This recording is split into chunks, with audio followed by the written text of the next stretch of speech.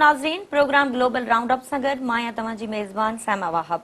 नाज़रीन, मजमूई तौर ते हलंदड़ हफ़्ते में जेके आलमी मंज़रनामे में तब्दीलियूं आयूं उनखे अॼोके प्रोग्राम में डिस्कस कंदासीं।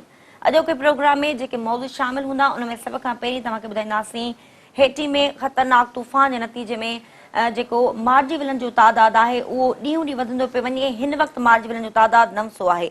नाज़रीन, हेटी में जेको ख़तरनाक तूफ़ान आयो आहे उन हवाले सां तव्हांखे ॿुधाईंदासीं। प्रोग्राम में असांजो ॿियो मौज़ू हूंदो कोलंबिया जे सदर खे अमुन जो नोबेल इनाम ॾिनो वियो आहे। प्रोग्राम में असांजी टीं रिपोर्ट हूंदी ब्रसेल्स में अफ़गानिस्तान जे हवाले सां डोनर्स कॉन्फ्रेंस थी आहे। गॾोगॾु प्रोग्राम में असांजो ॿियो मौज़ू हूंदो रूस ऐं अमरीका में शाम जी मौजूदा सूरतहाल ते जेको ॻाल्हियूं आहिनि उहे डेडलॉक जो शिकार आहिनि ऐं अमरीका पारां वाज़े तौर ते चयो वियो आहे त हाणे शाम जे मामले में हू रूस सां मुकमल तौर ते ॻाल्हियुनि जो बाइकॉट करे थो। ऐं प्रोग्राम जे आख़िर में रिपोर्ट शामिल कंदासीं गॾियल क़ौमनि जे नए सेक्रेटरी जनरल जो नालो गॾियल तौर ते साम्हूं अची चुको आहे ऐं नए साल जी शुरूआति में यूनाइटेड नेशन जो नओं जनरल सेक्रेटरी मुक़ररु हूंदो। उन खां पोइ नए सेक्रेटरी जनरल खे कहिड़ा चैलेंजिस दरपेश हूंदा ऐं मजमूई तौर ते यूनाइटेड नेशन्स जो जेको हिकिड़ो किरदारु आहे मजमूई तौर ते पूरी दुनिया में उनखे केतिरो सघारो ऐं मज़बूत बणाए सघंदो, इन हवाले सां बि प्रोग्राम में रिपोर्ट शामिल कंदासीं।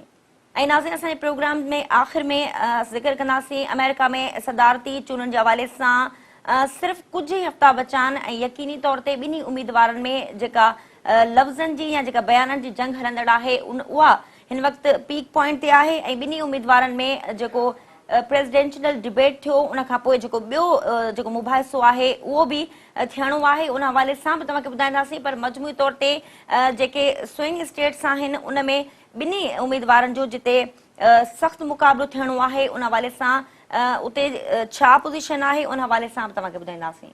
ऐं नाज़रीन, हाणे प्रोग्राम जी शुरूआति कयूं था। हेटी में सामूंडी तूफ़ान मैथ्यू तबाही मचाए छॾी आहे जंहिंजे नतीजे में फौतुनि जो अंग 900 थी वियो आहे। हेटी में अख़्तियारियुनि जो चवणु आहे त मैथ्यू तूफ़ान में 900 ॼणा फौत थी चुका आहिनि जॾहिं त हज़ारे माण्हू बेघर थिया। नाज़रीन, हेटी तूफ़ान खां पोइ हिन वक़्तु चोथे जेका आहे कैटेगरी जो ई तूफ़ान आहे ऐं सदी जो सभ खां वॾो तूफ़ान इनखे तसुरु कयो वञे पियो ऐं मजमूई तौर ते इन तूफ़ान खां पोइ हेटी में इमदादी सरगर्मियूं हिन वक़्तु कीअं हली रहियूं आहिनि ऐं हेटी जे तूफ़ान सबबि अमरीका जूं कहिड़ियूं रियासतूं मुतासिर थियूं आहिनि उन हवाले सां ॼाणींदासीं हिन रिपोर्ट जे ज़रिए।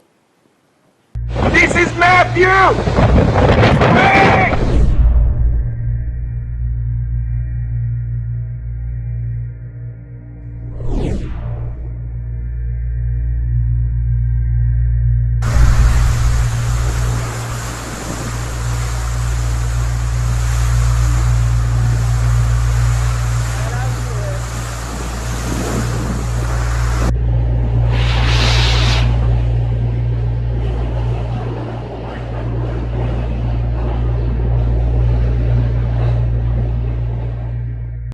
लातीनी अमरीका जे मुल्क हेटी में सामूंडी तूफ़ान मैथ्यू सबबि तबाही जे नतीजे में फौत थियलनि जो अंग 900 थी वियो आहे ऐं मौजूदा सूरतहाल में तूफ़ान सबबि फौतुनि जे अंग में वाध जो ख़दशो ज़ाहिर कयो पियो वञे। तूफ़ान सबबि थियल नुक़सान जो अंदाज़ो लॻाइण जूं कोशिशूं जारी आहिनि। मैथ्यू तूफ़ान सबबि हेटी में वधीक ॾखण ओलहंदे ख़िते में माण्हू फौत थिया आहिनि। कुदरती आफ़त सबबि इंसानी जानियुनि जो वॾो ज़ियान थियो आहे। हेठि अख़्तियारनि मूजिबि चोथें दर्जे जे तूफ़ान मैथ्यू 235 किलोमीटर फ़ी कलाक जी रफ़्तार सां हलंदड़ हवाउनि सां हेटी सां टकरायो हो जॾहिं त हेटी में उन खां अॻु चोथें दर्जे जो तूफ़ान फ्लोरा 1963 में आयो हो जंहिं में लॻभॻि 8000 माण्हू फौत थिया हुआ। हेटी में सदी जे सभ खां वॾे तूफ़ान अचण खां पोइ ज़मीनी सूरतहाल एतिरी ख़राब थी चुकी आहे जंहिं सबबि इमदादी कार्रवायुनि में रंडकूं पेश अची रहियूं आहिनि। बोर्ड ऐं लैंडस्लाइडिंग सबबि रस्तनि में रुकावटूं हुजण करे इमदादी कार्रवायुनि में सख़्तु ॾुखियाइयूं पेश अची रहियूं आहिनि। हेटी जे घरू वज़ीर एनिक जोसेफ जो चवणु हो त तबाह थियल इलाइक़नि जी हालत एतिरी शदीद ख़राब आहे जो त हेलीकॉप्टर खे लाहे बि नथो सघिजे। तंहिं बावजूदि रस्तनि जी बहाली जो कमु जारी आहे।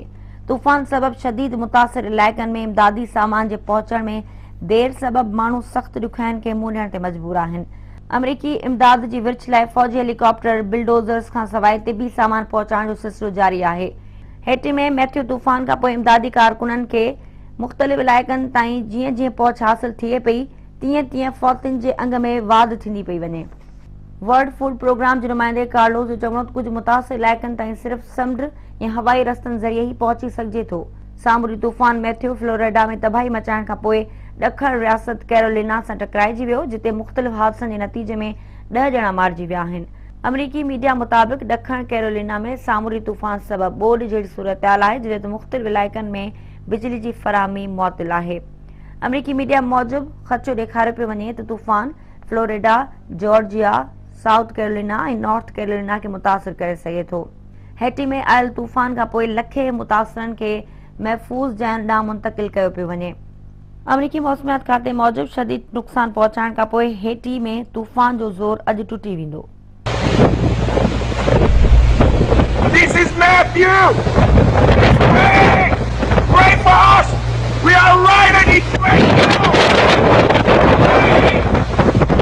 नाज़रीन, हेटी में तूफ़ानी तबाहकारी जे हवाले सां रिपोर्ट तव्हां ॾिठी। मजमूई तौर ते हेटी में शदीद तूफ़ान जे नतीजे में इंसानी जानुनि जो वॾो ज़ियान थियो आहे ऐं जेके बेघर माण्हू आहिनि उन्हनि जे हवाले सां गॾियल क़ौमुनि पारां तोड़े अमरीकी अख़्तियारियुनि पारां बे इमदादी जेके कारवायूं उते जारी आहिनि। मजमूई तौर ते हिन वक़्तु हेटी जी सूरतहाल जे हवाले सां मूंखे ॿुधायोसीं, जंहिं हेटी खे त इन हद ताईं मुतासिर कयो आहे, गॾोगॾु अमरीका जी कुझु रियासतुनि में शदीद नुक़सान थियो आहे। ऐं नाज़रीन, हाणे ज़िक्र कयूं था नोबेल इनाम याफ़्ता कोलंबिया जे सदर जे हवाले सां।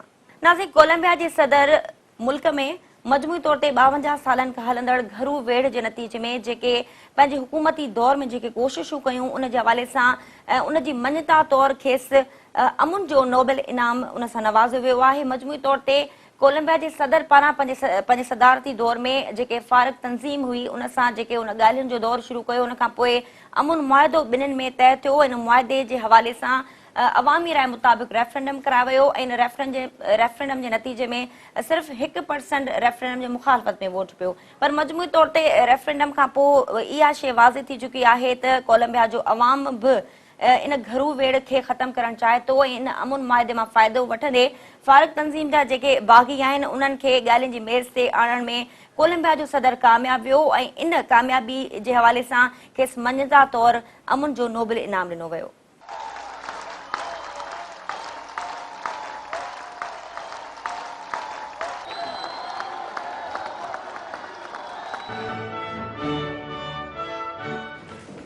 The President Santos has been taking the very first and historic initiative. There has been other tries to reach peace deals in Colombia, but this time he went, let me put it, all in.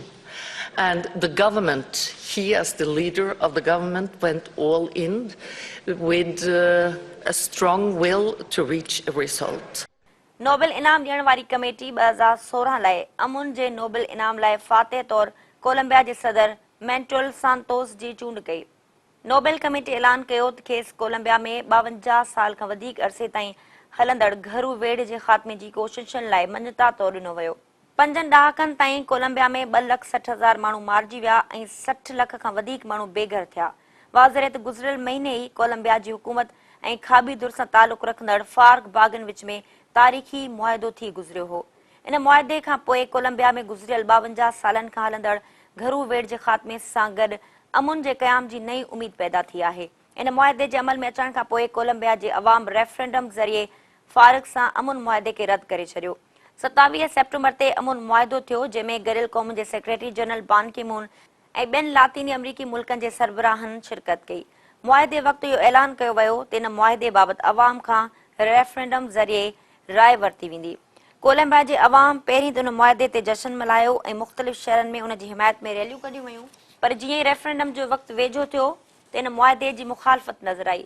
मुखालफ़नि ji क़यादत Colombia जे अॻूणे सदर यूराइप कई। अॻूणे सदर अवाम खे मुआहिदे बाबति ॿुधायो त इन मुआहिदे में बाग़िन लाइ नरमी रखी वई आहे, जंहिंसां अवाम जो नुक़सान ऐं बाग़िन जो फ़ाइदो थींदो ऐं बाग़िन पारां ख़तरनाक ॾोहनि बावजूदि खेनि मराहतूं मिलंदियूं जेके आम अवाम खे हासिल न आहिनि। इन मुखालफ़त खां पोइ अवाम में ॾुख ऐं कावड़ जी लहर जनम वरितो, जंहिं सबबि सालनि ताईं हलंदड़ घरू वेढ़ जे ख़ात्मे बाबति थियल अमुन मुआहिदे जो मुस्तक़बिल तंग नज़र सियासत जे वर चढ़ी वियो। मजमूई तौर ते रेफरेंडम में 1 करोड़ 30 लख माण्हुनि हिसो वरितो। रेफरेंडम जी मुखालफ़त में 54,000 वोट पिया, जेके 1% खां घटि आहिनि। वाज़े रहे त जेके इलाइक़ा घरू वेढ़ सबबि सभ खां वधीक मुतासिर हुआ, उन्हनि में अवाम पारां मुआहिदे जे हक़ में वाज़े हिमायत कई वई। अमुन मुआहिदे में जेके शिकूं रखियूं वयूं, तिन में इहा शिक बि शामिल हुई त बाग़ी हथियार फिटा कंदा ऐं उन्हनि खे कुझु मुआवज़ो ॾिनो वेंदो त जीअं हू ॾोहनि जी दुनिया खे ख़ैरबाद करे पंहिंजी ज़िंदगी गुज़ारण लाइ को नंढो कारोबार करे पेट गुज़र करे सघनि। तंहिंखां सवाइ हिकु शिक उहा बि शामिल हुई जंहिं तहत बाग़ियुनि खे यकीनी तौर ते 10 सीटूं ॾिनियूं वेंदियूं त जीअं खाबी धुर पारां बि ऐवान में अवाम जो आवाज़ बुलंद थी सघे ऐं मुल्क लाइ कानून साज़ी में उन्हनि जी शिरकत थी सघे। मुआदे जी मुखालफ़त कंदड़ अॻूणे सदर जो चवणो हो त इन मुआदे जी केतिरनि ई शिकुनि जे ख़िलाफ़ आहिनि पर तंहिं बावजूदि जंगबंदी जे मुआदे ते अमल कंदा ऐं अमुन मुआदे जी सूरत में अमुन जे क़याम लाइ अहिड़े मौक़े मां फ़ाइदो वठंदा। वाज़ेह त कोलंबिया जी अॻूणियुनि हुकूमतुनि इन तकरार खे कॾहिं तस्लीम ई न कयो हो पर मौजूदा सदर पहिरियों भेरो इन तकरार खे तस्लीम कयो ऐं जॾहिं 2010 में हू इक़्तिदार में आयो त उन इन मसइले जे हल कढण जूं संजीदा कोशिशूं वरितियूं ऐं 2011 में इन तकरार खे तस्लीम कंदे ॻाल्हियुनि जी राह हमवार करण लाइ राब्ता वधाया ऐं 2012 में ॻाल्हियुनि जी बाक़ाइदा शुरूआत थी जंहिंसां इन मसइले जे हल लाइ उमीदुनि जनम वरितो। इन ॻाल्हियुनि जे अमल में हुकुमरान दुर अहम किरदार अदा कयो ऐं लॻभॻि 4 सालनि ताईं अमुन ॻाल्हियुनि जी मेज़बानी कई। इन सिलसिले में पहिरियों मुआदो अगस्त 2016 में थियो जंहिं तहत फारिग बाग़ियुनि खे 6 महीननि अंदरि हथियार फिटा करे ॾोही कारवाइनि खे ख़तमु करणो पवंदो ऐं हतमी ॻाल्हियुनि ताईं लॻभॻि 7000 हथियारबंद बाग़ियुनि खे आरज़ी कैंप्स में रखियो वेंदो। उन सां गॾोगॾु अगस्त 2016 में फार्क बाग़ी अॻवान रोडर्ग जंग ख़तमु करण जो ऐलान कयो। अमुन बाबति वरितल मुसलसल कोशिशुनि सबबि नेठि हुकुमरान दुर हतमी ॻाल्हियुनि ते बाग़ियुनि खे राज़ी करे वरितो जंहिं सबबि 52 सालनि जी घरू वेड़ जे तसलसल जो अंत थियो। इन समूरे पस मंज़र में वरितल कोशिशुनि ऐं साराह जोगे क़दमनि सबबि कोलंबिया जे सदर खे नोबेल इनाम सां नवाज़ियो वियो। हाणे ॾिसजे त अमुन मुआदे जे अवामी रद्द अमल खां पोइ फार्क बाग़ियुनि जो मुस्तक़बिल छा थो ठहे।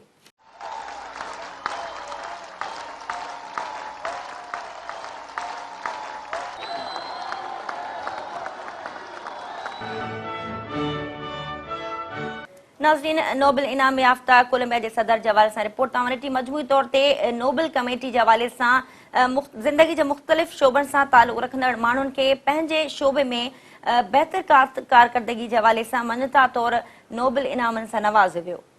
ऐं नाज़रीन, हाणे ज़िक्र कयूं था अफ़गानिस्तान जे हवाले सां ब्रसेल्स में डोनर्स कॉन्फ्रेंस मुनक़िद कई हुई।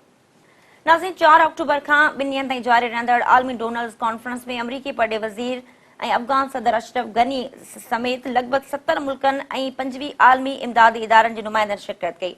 नाज़रीन, ब्रसेल्स कॉन्फ्रेंस में मजमूई तौर ते अफ़गानिस्तान जे इंफ्रास्ट्रक्चर जी बहाली, प्रेस जी आज़ादी, इंसानी हक़नि ख़ासि तौर ते औरतुनि ऐं ॿारनि जे हक़नि खे बरक़रार रखण जे हवाले सां अहम मनसूबनि ते आलमी दुनिया पारां अफ़गानिस्तान खे 15.2 अरब डॉलर्स जी रक़म ॾिनी वई आहे। मजमूई तौर ते इन रक़म जो मक़सदु सिर्फ़ु इहो आहे त जीअं अफ़गानिस्तान में जेका हिकिड़ी मुसलसल 15 सालनि खां अफ़गानिस्तान जी जेका सूरत हाल आहे उनमें बहितरी अची सघे, अफ़गानिस्तान जी बहाली तोड़े उते जेके इंसानी हक़नि जी लताड़ थी रही आहे ऐं औरतुनि ख़ासि तौर ते आलमी ताक़तुनि जो हिन डोनर्स कॉन्फ्रेंस में इहो ई चवणो हो त अफ़गानिस्तान में जेको इंसानी ज़िंदगी जो मयार आहे जेको ॾींहों ॾींहुं किरंदो पियो वञे ऐं मुसलसल एतिरनि सालनि खां डोनर्स कॉन्फ्रेंसूं थींदियूं अचनि पियूं, हुन जे बदिले में अफ़गानिस्तान खे इन एतिरी वॾी इमदादी रक़म मिले पई जेका ख़िते जे के ॿिए मुल्क खे नथी ॾिनी वञे। उन जे बावजूदि अफ़गानिस्तान जी जेका मौजूदा सूरत हाल आहे उन मां आलमी ताक़तूं तोड़े अफ़गान हुकूमत ख़ुदि बि मुतमिन नज़र नथी अचे ऐं डोनर्स कॉन्फ्रेंस जो मक़सदु इहो हुयो त आलमी ताक़तूं हाणे अफ़गानिस्तान खे इहो जेको इमदाद जो जेको मरहलो आहे उहो मशरूत तौर ते ॾिनो आहे ऐं उन इमदादी मरहले में अफ़गानिस्तान जे मथां कहिड़ियूं ज़िमेदारियूं लागू कयूं वयूं आहिनि आलमी इदारनि पारां ॼाणींदासीं हिन रिपोर्ट जे ज़रिए। अफ़गानिस्तान जी इमदाद लाइ ब्रसेल्स में आलमी डोनर्स कॉन्फ्रेंस मुनक़िद कई वई। आलमी बिरादरी साल 2017 खां 2020 ताईं अफ़गानिस्तान जी बहाली जी मद में 15.2 अरब डॉलर्स इमदादी रक़म फराहम करण जो वाइदो कयो। अमरीकी परॾी वज़ीर जॉन केरी ऐं गॾियल क़ौमुनि जे सेक्रेटरी जनरल बान की मून जी मेज़बानी में 2 ॾींहनि जी डोनर्स कॉन्फ्रेंस थी गुज़री। कॉन्फ्रेंस में अफ़गानिस्तान जी बहाली तोड़े हुकूमती इस्तेहकाम लाइ 70 खां वधीक मुल्कनि ऐं 25 आलमी इमदादी इदारनि जे नुमाइंदनि शिरकत कई। ब्रसेल्स में थियल डोनर्स कॉन्फ्रेंस दर हक़ीक़त जंग जे वर चढ़ियल अफ़गानिस्तान लाइ फंड्स रेज़िंग जो हिकु ज़रियो आहे, जंहिं करे उन कॉन्फ्रेंस खे डोनर्स कॉन्फ्रेंस सॾियो वञे थो। ब्रसेल्स में डोनर्स कॉन्फ्रेंस में ख़िताब कंदे अमरीकी परॾे वज़ीर जॉन केरी जो चवणो त अफ़गानिस्तान जे मुस्तक़बिल बाबति हू पुर उमीद आहिनि। संदसि चवणो हो त सालनि खां हलंदड़ अहिड़ियुनि कॉन्फ्रेंसिस ज़रिए अफ़गानिस्तान जी बहाली लाइ आलमी बिरादरी पारां गॾियल कोशिशूं मुस्तक़बिल में सुठा नतीजा ॾींदियूं। And I want to begin just by thanking our hosts, the combination of the EU and Afghanistan, and particularly High Representative Federica Mogherini and Foreign Minister Rabbani for their deep commitment, their close collaboration in organizing today's landmark conference. The European Union has been an absolutely essential partner to the Afghan government, to the United States, to the broader international community. And we have all worked together. I look around this room, I look at the numbers of flags, the numbers of people here, ministers, the numbers of organizations, and it is genuinely, in the context of the challenges we face in the world today, an extraordinary gathering with enormous potential, and I'll speak about that in a moment. Like others in the room, I feel very personally invested in this journey in Afghanistan and in Afghanistan's future. I have visited many, many times, first as a senator, then as Secretary of State. I've spent countless hours with President Ghani originally on status of forces and on other issues, as well as now with President Ghani and Chief Executive Abdullah. And I thank them for their personal courage and their personal efforts to put political issues, ambition, other things aside in order to embrace the full measure of the hopes of the Afghan people and the challenges that they face. Afghan सदर अशरफ गनी पायदार इमदादी सहकार लाइ आलमी बिरादरी खे सहकार जारी रखण जी appeal कई। संदसि चवणो हो त असां अफगानिस्तान में गुरबत जे ख़ात्मे लाइ मुस्तक़बिल जी कोशिशुनि ते ध्यान ॾेई रहिया आहियूं। Let me extend the gratitude of all Afghans to all the 75 countries and 25 organizations that participated. It is truly a remarkable day because 2 years ago, people, if you placed a wager, they would have said that getting $5 billion in commitment for Afghanistan's reconstruction in its 15th year would have been an impossibility. Why have we succeeded? I like to recognize teamwork among my colleagues and teamwork with you. What has been different about this conference is not promises, but a record of delivery. We have been good at words in the past, we've prepared for conferences in the past, but then we've forgotten. What we are doing differently is a process of very careful examination. Every day for the past 3 months, with Minister Hakimi's gentle but very firm prodding, we've met at least for 2 to 4 hours to prepare. It has been a 3-step process, a brutally honest recognition of our shortcomings in the diagnosis of the problem. 2, adoption of policies that would be guiding. And 3, coherent focus on implementation. So all the plans that have been prepared have been carefully prepared and are based on their relevance to the lives of the people. Let me also thank the civil society of Afghanistan, the journalists of Afghanistan, the media, and the private sector. Our dialogue with women, with youth, with civil society and the media has been enormously constructive, and the first thing that upon my return I'll be doing would be a group for security of the media and security of civil society. गॾियल क़ौमुनि जे secretary general बान की moon जो चवणो त अफगानिस्तान जी हुकूमत पारां नाकामी ऐं बदउनवानी सभ खां अहम मसलो आहे। इन सूरतहाल में आलमी बिरादरी खे गॾियल पैगाम मोकिलणु घुर्जे त जीअं अफगानिस्तान जी बहाली मुमकिन थी सघे। यूरोपीय यूनियन जे बरही पॉलिसी जे सरबराह फेडरिका इजलास जो इफ्तिताह कंदे चयो त अफगानिस्तान खे घुर्जे त अफगानिस्तान सां गॾिजी नए मुआदे जो अज़म वरझायूं। यूरोपीय यूनियन जे ख़ासि नुमाइंदे फ्रांस माइकल जो चवणो त अफगानिस्तान लाइ वधीक 4 साल जी इमदाद तलब करे रहिया आहियूं। कॉन्फ्रेंस में यूरोपीय यूनियन वाइदो कयो त हाणे हू $30 अरब सालियाना इमदाद ॾींदो ऐं उन अफ़गान हुकूमत सां गॾु मुआहिदो कयो त इन रक़म जे बदिले अफ़गान मुहाजिरनि जी वापसी खे यकीनी बणायो वेंदो। ब्रसेल्स कॉन्फ्रेंस में अफ़गानिस्तान खे ॾिनल इमदाद के कुझु हवालनि सां मशरूत करण जूं तजवीज़ूं साम्हूं आयूं आहिनि, जंहिंमें जर्मनी हुकूमत पारां लॻभॻि 80,000 अफ़गान मुहाजिरनि जी वतन वापसी खे मशरूत कयो वियो आहे। यूरोपीय यूनियन वाज़े कयो त अफ़गानिस्तान खे इमदाद जी फराहमी 2017 खां 2019 ताईं थींदी, जंहिंसां अफ़गान हुकूमत करप्शन ख़िलाफ़ कदम खणे ऐं ख़ुदि मुख़्तियार रियासत तौरु मुतहरिक किरदार अदा करे। यूरोपीय यूनियन अफ़गान हुकूमत खे ख़बरदार कयो त इमदादी रक़म सिर्फ़ मुक़रर हदफ़नि पारां इत्मिनान बख़्श पेशरफ़्त जी बुनियाद ते फ़राहम कई वेंदी। वाज़ेह त अफ़गानिस्तान में अमुन जे क़याम ऐं इस्तेहकाम लाइ अमरीका हर साल $5 अरब अफ़गान हुकूमत खे सलामती ऐं दिफ़ाई फ़ौज लाइ लॻभॻि $1 अरब अफ़गान अवाम जी भलाई लाइ ॾींदो आहे। इहो सिलसिलो सालनि खां जारी रहियो आहे। लॻभॻि 15 सालनि खां बदअमनी ऐं जंग में आलमी इमदाद मिलण बावजूदि अफ़गानिस्तान में आम इंसान जी ज़िंदगी तब्दील न थी सघी आहे। अफ़गानिस्तान बाबति अमरीका जे ख़ासि नुमाइंदे रिचर्ड ओल्सन जो चवणो त अफ़गानिस्तान लाइ अमरीका ऐं आलमी इमदाद ब्लैंक चेक नाहे। अफ़गान हुकूमत जी मदद लाइ संदन के शर्तूं आहिनि जेके अफ़गानिस्तान जी हुकूमत खे पेशरफ़्त ऐं जेके अफ़गान हुकूमत जी कारकर्दगी सां मशरूत आहिनि। संदसि चवणो हो त चइनि मामलनि ते आलमी बिरादरी खे ख़दशा आहिनि, जंहिंमें सभ खां अॻु बदउनवानी, इलेक्टोरल रिफॉर्म्स, माली इस्तेहकाम बाबति तरमीमूं ऐं इंसानी हक़नि, ख़ासि तौर ते औरतुनि ऐं ॿारनि जा हक़ शामिल आहिनि। ॿिए पासे बुख बदहाली, जंगी हालतुनि सबबि बर्बाद थियल अफ़गानिस्तान में घटि में घटि 3 नस्लूं गोलाबारी जो आवाज़ ॿुधी जवान थियूं आहिनि। समूरी दुनिया मां अमुन जी बहाली जे नाले ते अरबें डॉलर्स इमदाद मिलण बावजूदि अफ़गानिस्तान जी सूरतहाल में का बि बहितरी न आई आहे। अफ़गानिस्तान में अमुन जे क़याम, इस्तेहकाम, तरक्की लाइ वरतल कोशिशुनि जी नाकामी जी असुल वजह बदअमनी न पर बदउनवानी आहे। सियासी इस्तेहकाम, सिक्योरिटी ऐं तरक्की जी राह में बदउनवानी अफ़गान हुकूमत लाइ हिकु वॾो चैलेंज बणियल आहे। With this, I conclude the press conference. I thank you very much. I also invite you to look at the joint communique that was agreed today.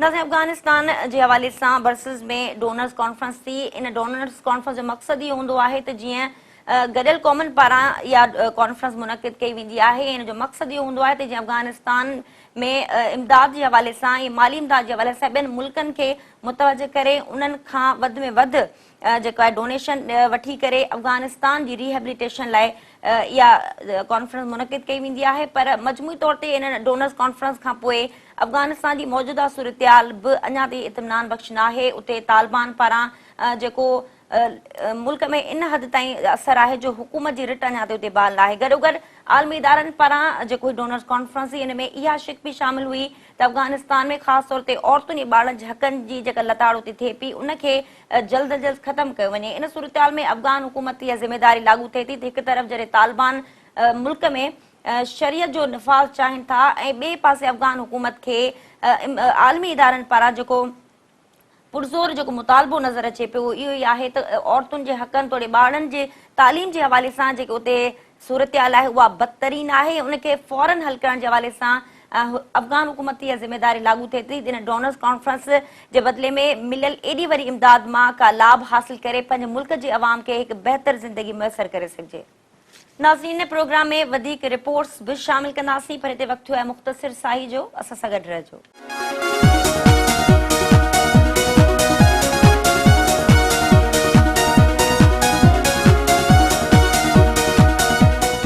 Programme में हिकु भेरो भलीकार ऐं नाज़रीन, हाणे प्रोग्राम में ज़िक्र कयूं था अमरीका ऐं रूस पारां शाम में मौजूदा सूरतहाल जे हवाले सां जेको ॻाल्हियूं आहिनि उहे डेडलॉक जो शिकार आहिनि ऐं मजमूई तौर ते हिन वक़्तु शाम में जेका सूरतहाल आहे कुझु ई हफ़्ता अॻु में ॿिन्ही मुल्कनि विच में शाम जे हवाले सां मुआहिदो थियो जेको कुझु ई ॾींहंनि जो इहो मुआहिदो साबित थियो ऐं कुझु ई ॾींहंनि में इन मुआहिदे जी भञकिड़ियुनि जूं ख़बरूं आयूं ऐं अमरीका ऐं रूस हिक ॿिए ते इल्ज़ामनि जो जेको सिलसिलो आहे उहो तेज़ कंदे इन मुआहिदे खे ख़तमु करण जो ऐलान कयो। नाज़रीन, मुआहिदे जे ख़तमु थियण खां पोइ हिन वक़्तु अमरीका ऐं रूस में छिकताण वधी चुकी आहे ऐं अमरीका जो वाज़े पैगाम आहे त रूस इन मुआहिदे जी भञकिड़ी में सभ खां पहिरीं शुरूआति कई ऐं हाणे अमरीका कंहिं बि सूरत में शाम जे मामले ते रूस सां ॻाल्हाइण लाइ तयारु न आहे ऐं इन सूरतहाल में रूस पारां हिन वक़्तु जेका स्ट्रेटजी अपनाई वई आहे शाम जी सूरतहाल जे हवाले सां ऐं शामी हुकूमत हिन वक़्तु मजमूई तौर ते हल्ब समेत ॿियनि शहरनि में जेके हवाई ऐं ज़मीनी जेके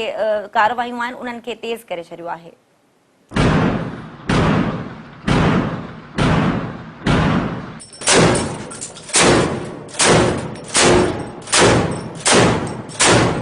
अमेरिका ऐं रूस में शाम जी सूरतहाल जे हवाले सां कुझु मुआदनि ते ॻाल्हियूं शुरू करण जो ऐलान कयो वियो हो, जंहिंमें जंगबंदी ऐं प्लूटोनियम जे ख़ात्मे जो मुआदो शामिल हो।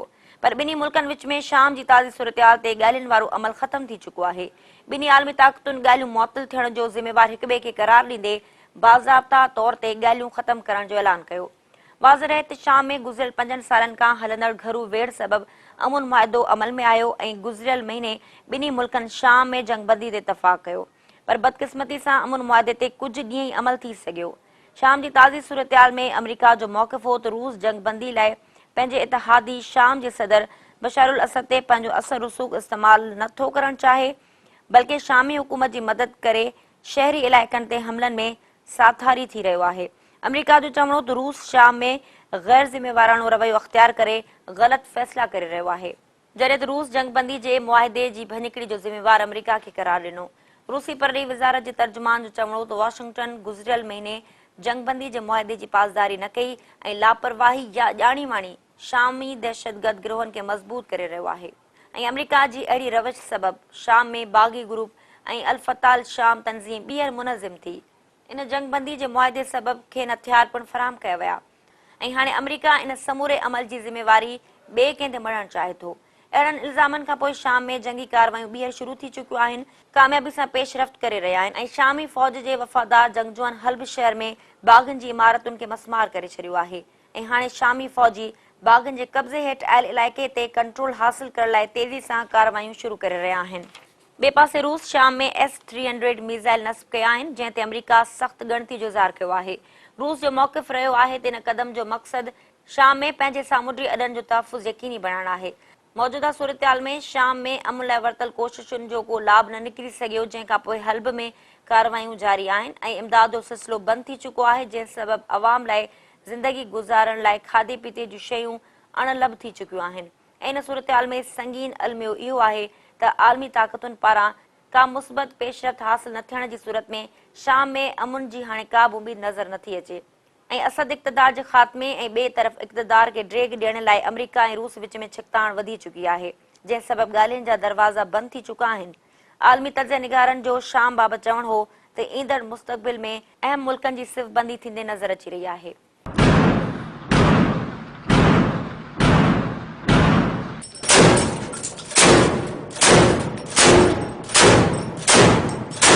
नाज़ी रूस ऐं अमेरिका में शाम जे हवाले सां जेका जंगबंदी जो मुआदो थियो उन खां पोइ मुआदे जे टुटण खां पोइ हिन वक़्तु शाम हिकु भेरो ॿीहर बाहि में भड़की उथियो आहे ऐं शामी अवाम हिकु भेरो ॿीहर ज़िंदगी मौत जी कश्मकश में आहिनि। इन सूरतहाल में रूस पारां जॾहिं अमेरिका पारां वाज़े तौर ते ॻाल्हि कई हुई त हू ॻाल्हियुनि जी मेज़ अचण लाइ तयारु न आहे ऐं शाम जी सूरतहाल ते जॾहिं रूस पारां हिन वक़्तु S-300 मिसाइल नस्ब कया विया आहिनि त इन खां पोइ अमेरिका जी जेका ॻणती आहे उहा वेतर वधी वई आहे। अमेरिका जो चवणु आहे त इन क़िस्म जे अमलनि सां यकीनी तौर ते ॿिन्ही मुल्कनि में जेका एतमाद जी अॻुवाट ई खोट हुई, पर इन अमलनि खां पोइ ॿिन्ही मुल्कनि में जेका छिकताण आहे उहा शदीद हद ताईं वधी सघे थी। ऐं नाज़रीन हाणे ज़िक्र कयूं था गॾियल क़ौमनि जी सलामती काउंसिल आलमी इदारे लाइ नए सेक्रेटरी जनरल लाइ पुर्तगाल सां तालुक़ रखंदड़ एंटोनियो गैरेट्स जे बाज़ाब्ता तौर ते मंज़ूरी ॾेई छॾी आहे। नाज़रीन गॾियल क़ौमनि जी सलामती काउंसिल जे आलमी इदारे पारां नए सेक्रेटरी जनरल लाइ पुर्तगाल सां तालुक़ रखंदड़ एंटोनियो गैरेट्स जे बाज़ाब्ता तौर ते मंज़ूरी ॾेई छॾी आहे। सलामती काउंसिल जे समूरनि 15 मेंबरनि गॾियल तौर ते संदसि हक़ में वोट ॾिनो ऐं नाज़रीन नए सेक्रेटरी जनरल जी मुक़ररी खां पोइ मजमूई तौर ते नए सेक्रेटरी जनरल खे गॾियल क़ौमनि जहिड़े अहम इदारे पारां कहिड़ियूं ज़िम्मेवारियूं मथस हूंदियूं ऐं उनखे कहिड़ा चैलेंजिस उन जे आॾो हूंदा ॼाणींदासीं हिन रिपोर्ट जे ज़रिए। गॾियल क़ौमनि जी सलामती काउंसिल आलमी इदारे लाइ नए सेक्रेटरी जनरल लाइ पुर्तगाल सां तालुक़ रखंदड़ एंटोनियो गैरेट्स जी बाज़ाब्ता तौर मंज़ूरी ॾेई छॾी आहे। सलामती काउंसिल जे समूरनि 15 मेंबरनि गॾियल तौर ते संदसि हक़ में वोट ॾिनो। गॾियल तौर ते संदसि नाले ते मुतफ़िक़ हुजण जहिड़ी रिवायत आम तरह सां घटि नज़र आई आहे। गोटरेट्स मौजूदा सेक्रेटरी जनरल बान की मून जी जगह संभालींदो, जंहिंजो मुद्दो हिन साल जे आख़िर में ख़त्म थी रहियो आहे। 67 सालनि जे गोटरेट्स 1992 खां 2002 ताईं पुर्तगाल जे वज़ीर आज़म ऐं 2005 खां 2015 ताईं पनाहगीरनि बाबति गॾियल क़ौमनि में सरबराह रही चुको आहे। पंहिंजी चूंड मुहिम दौरान संदसि चवणु हो तू गॾियल क़ौमनि जो सरबराह चूंडजण लाइ मुहिम हलाए रहियो आहे, छो त मौजूदा सूरतहाल में हू आलमी मसइलनि ते कमु करणु चाहे थो त जीअं दुनिया जे आॾो आयल चैलेंजिस खे हल करण में मदद मिली सघे। वाज़े रहे त गॾियल क़ौमनि जे सेक्रेटरी जनरल लाइ वोटिंग सलामती काउंसिल कंदी आहे ऐं उन जी मंज़ूरी जनरल असेंबली जा मेंबर ॾींदा आहिनि। गॾियल क़ौमनि जी सलामती काउंसिल में इन सिलसिले में अहम वोटिंग थी। इन हवाले सां पहिरियों भेरो सलामती काउंसिल जे 5 मुस्तक़िल मेंबरनि, जंहिंखे वीटो जो अख़्तियार हासिल आहे, 3 गोटरेट्स जे हक़ में वोट कास्ट कयो। सलामती काउंसिल पंहिंजूं सिफ़ारिशूं गॾियल क़ौमनि जी जनरल असेंबली खे मोकिलींदी ऐं जनरल असेंबली गोटरेट्स जी मुक़ररी वारे फ़ैसिले जी मंज़ूरी ॾींदी। गॾियल क़ौमनि जे नए सेक्रेटरी जनरल जे उहिदे ते मुक़ररु थियण खां पोइ मजमूई तौर ते आलमी दुनिया में जिन मसइलनि ते खे सभ खां वधीक मुतहरिक अंदाज़ में किरदारु अदा करणो पवंदो, तिन में जंग सटियल इलाइक़नि जी बहाली, पनाहगीरनि जो मसइलो, मौसमियाती तब्दीलियुनि जे मुआदे ते अमल दरामद, इंसानी हक़नि जी भञकिड़ियुनि जहिड़नि मामलनि खे हल करण समेत इलाक़ाई तकरार खे ख़त्म करण शामिल आहिनि। नाज़िम, पुर्तगाल सां तालुक़ रखंदड़ अॻूणे सदर एंटोनियो गैरेट्स जे हवाले सां नए सेक्रेटरी जनरल जो नालो उनजो मुतफ़क़ा तौर ते उनजो ऐलान थी चुको आहे। नए सेक्रेटरी जनरल खे गॾियल क़ौमनि जहिड़े इदारे खे संभालण जे हवाले सां तोड़े मजमूई तौर ते आलमी जेके मसइला आहिनि उन्हनि खे फेस करण जे हवाले सां वॾी ज़िमेदारी आहे, छो त मुख़्तलिफ़ तंज़ीमुनि पारां तोड़े मुख़्तलिफ़ रिपोर्ट जेके मंज़र आम ते आयूं उन मां इहा शइ साबित थी त बान की मून जी जेका शख़्सियत हुई उहा काफ़ी तकरारी रही। शाम जो मामिलो हुजे, पनाहगीरनि जो मसइलो हुजे, तोड़े जेके मौसमियाती तब्दीलियूं आहिनि इन हवाले सां जेको बान की मून जो किरदारु रहियो आहे उहो एतिरो साराह जोॻो न रहियो आहे, छो त मुख़्तलिफ़ वक़्तनि ते बान की मून जी शख़्सियत ते काफ़ी एतिराज़, काफ़ी ख़दशा साम्हूं आया आहिनि। पर नए सेक्रेटरी जनरल जी मुक़ररी खां पोइ ॾिसजे गॾियल क़ौमनि जहिड़े इदारे खे कहिड़े तरीक़े सां हलाए थो, तोड़े उनखे जेके जंग सटियल इलाइक़नि जी जेका बहाली आहे, तोड़े शामी पनाहगीरनि जी वापसी ऐं अफ़गानिस्तान में जेको रिहेबिलिटेशन जो जेको मरहलो आहे उनखे ॿीहर सही तरीक़े सां डील करण, तोड़े मौसमियाती तब्दीलियूं, उनजे अलावा इलाइक़ाई तकरार, तोड़े इंसानी हक़नि जी लताड़ जा जेके मामला पूरी दुनिया में इन वक़्तु नज़र अचनि पिया, अहिड़नि आलमी मसइलनि खे कहिड़े तरीक़े सां नओं सेक्रेटरी जनरल फेस कंदो ऐं उन जी पॉलिसी कीअं हूंदी ऐं मजमूई तौर ते उनजो माज़ी ऐं उनजो प्रोफाइल छा रहियो, इन हवाले सां तव्हांखे ॿुधायोसीं। नए सेक्रेटरी जनरल जी मुक़ररी खां पोइ मथे जेके ज़िमेदारियूं लागू थियनि थियूं, ॾिसजे त ईंदड़ वक़्त में संदसि किरदारु ऐं संदसि पोज़ीशन, तोड़े कम जो तरीक़ेकार कहिड़ो बीहे थो। ऐं नाज़रीन, हाणे प्रोग्राम जे आख़िर में ज़िक्र कयूं था अमेरिका में सदारती चूंड जे हवाले सां ॿिन्ही उम्मीदवारनि में न चोटी जो ज़ोर लॻी रहियो आहे ऐं ॿिन्ही उम्मीदवारनि पारां कोशिशि कई पई वञे त पंहिंजे एजेंडा तहत, पंहिंजी स्पीचिस तहत हू आवाम खे मुतवजा करे सघनि, उन्हनि जी दिलनि में घर करे सघनि ऐं पंहिंजे जेको उन्हनि जो जेके दलील आहिनि उन्हनि सां आवाम जूं दिलियूं खटे सघनि। नाज़रीन, मौजूदा सूरतहाल में जॾहिं ॿिन्ही सदारती उम्मीदवारनि में बहस मुबाहिसो थियो, उन खां पोइ हेलरी जी पोज़ीशन काफ़ी मज़बूत आहे ऐं जीअं त सदारती चूंडनि में सिर्फ़ कुझु ई हफ़्ता बचा आहिनि, इन सूरतहाल में ॿिन्ही उम्मीदवारनि में जेको बहस मुबाहिसे जो मरहलो आहे उन हवाले सां हिन वक़्तु हेलरी जी पोज़ीशन मज़बूत आहे, छो त पोइ इलेक्शन जेका प्रेसिडेंशियल डिबेट हुई उनमें हेलरी जी पोज़ीशन वधीक मज़बूत थी। पर मौजूदा सूरतहाल में मजमूई तौर ते ॿिन्ही उम्मीदवारनि जी जेका सियासी पोज़ीशन नज़र अचे पई उनमें हेलरी खे बरतरी हासिल आहे, छो त जेके अमेरिका जूं उहे रियासतूं जिते ॿिन्ही उम्मीदवारनि में काफ़ी सख़्तु मुक़ाबले जो इम्कान आहे, तंहिंमां जेका सरसी आहे उहा हेलरी जे पासे आहे। अमेरिका में सदारती उम्मीदवारनि विच में पहिरें मुबाहिसे खां पोइ ॿिन्ही जी रेटिंग में फ़र्क़ु अची वियो आहे। अमरीकी सदारती चूंड बाबति नई अवामी सर्वे मूजिबि हेलरी क्लिंटन खे रिपब्लिकन उम्मीदवार डोनाल्ड ट्रंप ते सरसी हासिल आहे। पहिरें मुबाहिसे मुताबिक़ वोटर्स जो चवणु हो त हेलरी मुबाहिसे दौरान सुठी कारकर्दगी ॾेखारी। क़ौमी सर्वे रिपोर्ट्स मूजिबि अॻूणी परॾेही वज़ीर हेलरी क्लिंटन ट्रंप खां अॻियां आहे। पॉलिटिको न्यूज़ वेबसाइट मुताबिक़ क्लिंटन अमेरिका जी पहिरीं औरत सदर थींदी। हेलरी 11 रियासतुनि मां 7 में अॻियां आहे, जिन रियासतुनि जी पोज़ीशन पहिरीं वाज़े न हुई। तंहिंखां सवाइ ॿिन्ही उम्मीदवारनि में कुझु रियासतूं फ़ैसिलातियूं साबित थींदियूं। जिन रियासतुनि में ॿिन्ही उम्मीदवारनि में सख़्तु मुक़ाबलो थींदो, तिन में Colorado, Florida, Nevada, North Carolina, Pennsylvania, Virginia, Wisconsin, Iowa ऐं ओहायो शामिल आहिनि। उन्हनि रियासतुनि में ॿिन्ही उम्मीदवारनि में चोटी जो मुक़ाबलो थी सघे थो, पर हिलरी खे ट्रम्प ते 9 रियासतुनि मथां सरसी हासिल आहे। उन्हनि रियासतुनि में ॿिन्ही उम्मीदवारनि में चोटी जो मुक़ाबलो थी सघे थो, पर पोल्स जे नतीजनि मूजिबि 9 रियासतुनि कोलोराडो, विस्किंस में हिलरी खे सरसी हासिल आहे ऐं ट्रम्प लोहा ऐं ओहायो में हिलरी खां अॻियां आहे। वाज़ेह रहे त आबादी जी तब्दीली तोड़े अंगनि अखरनि जे नतीजे में सियासी वफ़ादारियूं बि तब्दील थी रहियूं आहिनि, जंहिं सबबि वर्जीनिया अलामती चोटी जे मुक़ाबले वारी रियासत बणिजी चुकी आहे। वर्जीनिया उन्हनि रियासतुनि मां हिकु आहे जेका फ़ैसिलो कंदी त छा अॻियों सदर डेमोक्रेटिक या रिपब्लिकन मां थींदो, जॾहिं त माज़ी में लॉर्ड काउंटी रिपब्लिकन पार्टी जो गढ़ रही आहे, जंहिं सबबि 1968 खां 2004 दौरान काउंटी वर्जीनिया में रिपब्लिकन पार्टी जे सदारती उम्मीदवारनि खे कामयाबी मिलंदी रही आहे। डेमोक्रेट बराक ओबामा वर्जीनिया खे पंहिंजी पार्टी जो हामी बणायो ऐं ओबामा वर्जीनिया मां कामयाबी हासिल कई हुई। बराक ओबामा लॉर्ड काउंटी मां गैर मामूली अक्सर सां फतह हासिल कई हुई। 8 नवंबर ते रिथियल अमरीकी सदारती चूंड खां अॻु ॿिन्ही उम्मीदवारनि में जोश जज़्बो पिणु वधी चुको आहे, पर मौजूदा सूरतहाल में डोनाल्ड ट्रम्प पारां औरतुनि ख़िलाफ़ ग़लत ॿोली इस्तेमाल करण ते मथस आम माण्हुनि समेत रिपब्लिकन्स बि संदसि हिमायत खां पासो करे रहिया आहिनि। ट्रम्प पारां अहिड़ी ऑडियो टेप जे मंज़रिआम ते अचण खां पोइ माफ़ी पिणु वरिती वई, पर उन मामले ते ट्रम्प जी ज़ाल मेलिना पिणु इन अमल खे माफ़ न थियण जोॻो करार ॾिनो आहे। ट्रम्प जेको सदारती मुहिम खां सदारती उम्मीदवारनि जे मुबाहिसे ताईं तकरारी शख़्सियत रहियो ऐं संदसि अंदाज़े बयां ऐं जज़्बाती ॿोली तोड़े रवैयनि सबबि हाणे हू पाण घणनि मामलनि में मुजाहिरे जो शिकार थी चुको आहे ऐं पार्टी पारां बि मथस बेएतमादी ज़ाहिर कई वई आहे, जंहिंजो फ़ाइदो सिधी तरह हिलरी खे थी रहियो आहे। हिलरी अहिड़ी ऑडियो टेप बाबति ट्रम्प ते तनक़ीद जा तीर वेतर तेज़ करे छॾिया आहिनि। ॿिन्ही उम्मीदवारनि में 8 नवंबर ताईं अञा कहिड़ा राज़ फाश थियनि था ऐं ॿिन्ही पारां हिक ॿिए मथां सरसी हासिल करण जा ॿिया कहिड़ा तौर तरीक़ा इस्तेमाल थियणा आहिनि, इन बाबति पूरी आलमी मीडिया जूं नज़रूं मथनि खुथल आहिनि।